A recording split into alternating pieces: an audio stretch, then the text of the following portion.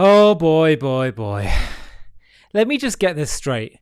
So the people that we as a Jewish and pro-Israel community have been saying are doing things that are hostile to Israel, that are supporting anti-Semitism, now they suddenly care massively about anti-Semitism because Elon Musk supposedly performed a Nazi salute.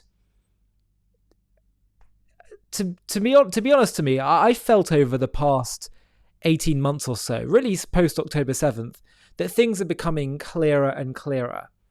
Not just the truth, but also the attempts at lying. It's becoming more and more obvious that the lies are just that for those who are actually paying attention.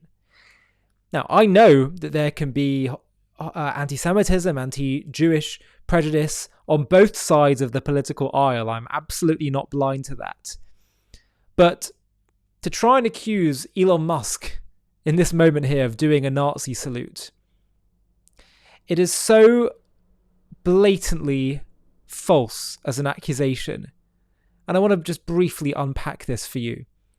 Let's first of all know that Elon Musk is someone who has a deeply close relationship with the Prime Minister of Israel and the Jewish community.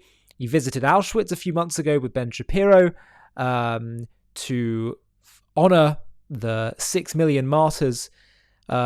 He was at Prime Minister Netanyahu's speech at Congress.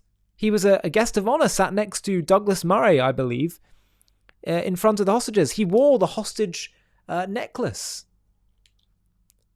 And to really argue that this man is doing a Nazi salute, before I just unpack the actual moment, let's just watch the clip in and of itself, okay? Have a watch. You know, there are elections that come and go. Some elections are, important, some are not. But this one this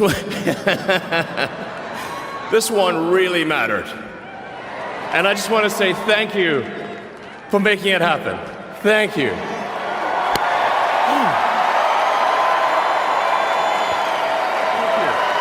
Watch what happens right now after he's done that twice. Watch. My heart goes out to you. Ah! It is thanks to you. He's doing that from his heart there, and then he goes back to his heart and he says, my heart goes out to you. Now I wonder, given that there's no evidence of his affiliation or desire to support Hitler, I wonder, is it more plausible that he was doing a Nazi salute? Or was he doing in a very clumsy way, trying to say, I'm giving my heart to everyone. I'm giving my heart out to you in thanks.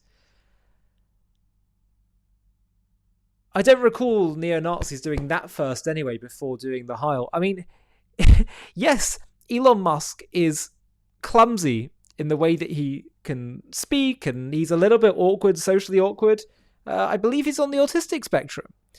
And it's just common sense dictates this, that he's not doing any kind of Nazi salute there, and that he's giving his heart out to people. Meanwhile, we had Alexandra Ocasio-Cortez saying, make no mistake, you saw a Nazi salute. She did the exact same thing in a speech recently, I mean, it's just utterly ridiculous. Utterly ridiculous.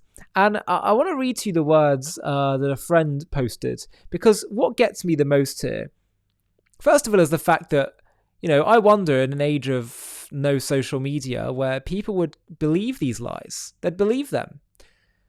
But what gets a lot of people is the fact that that's so clearly just vacuous accusations based on an agenda. And that's what people find so tricky. And even the ADL, which, yes, of course, is against fighting anti-Semitism, but has a very strongly progressive bent, and often attacks people in the Trumpian camp, and Trump himself. They said, let's be careful not to call this a neo-Nazi salute.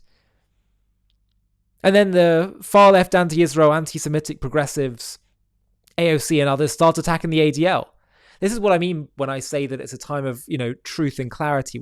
Things are becoming clearer and clearer now, even, I suspect, even for the ADL camp. By the way, I'm really not saying this as like some kind of big defense of anything and everything the Trump camp will do. I'm just saying let's deal with things fairly and sanely.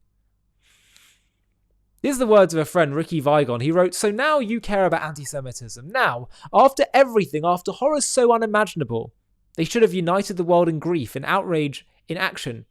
You suddenly find your voice. You didn't speak when women were dragged from the Nova Music Festival, raped and butchered. You didn't care when children were found with their heads severed, or when entire families were burned alive in their homes. You called it propaganda. You denied it. You were silent as Jewish students were barricaded out of libraries, trapped behind locked doors, their safety ignored as campuses became breeding grounds for hate. You shrugged when chants of From the River to the Sea, a call for the eradication of Jews, were waved as banners of defiance. You called it a chant of resilience. You screamed, 'Believe all women!' But not these women. Not the ones brutalized and humiliated in Gaza. Their stories didn't fit your narrative, so you looked away. You made excuses. You found justifications for the unjustifiable. And now you focus your outrage on Elon Musk, a man who has walked the soil where Jewish blood was spilled, a man who wore a Bring Them Home pin in solidarity with families desperate for the return of their loved ones, a man who banned the phrase 'From the River to the Sea' from his platform, not because he recognized it as hate speech, but because he understood it for what it truly is, a call for violence.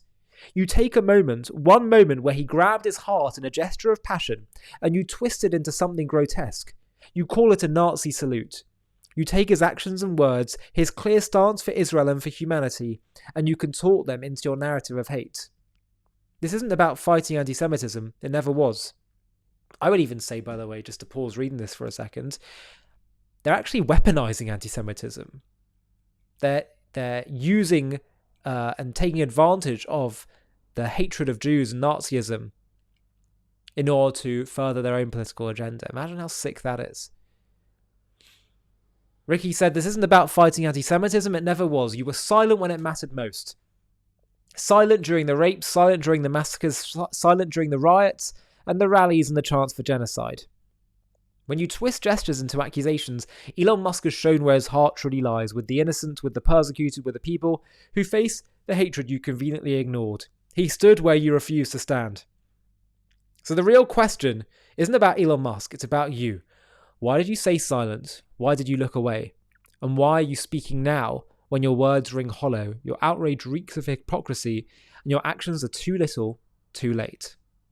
As I've been saying, I think the truth is becoming clearer and clearer day by day, but also the manipulation of lies in order to smear people and bring confusion over where real hostility to Jewish people and Jewish aspirations are, and when there is not a hostility. So let's welcome newfound clarity that is ringing further and further across the world. Hi, thank you so much for watching. To watch another one, click here. To stay up to date with all our content, click here to subscribe. And if you're able to, you can help support JTV to grow and grow by clicking join below this video, where you can become a member and get perks including early access to videos and private live discussions with me. But most of all, you'll be partnering with us on our mission to change the world.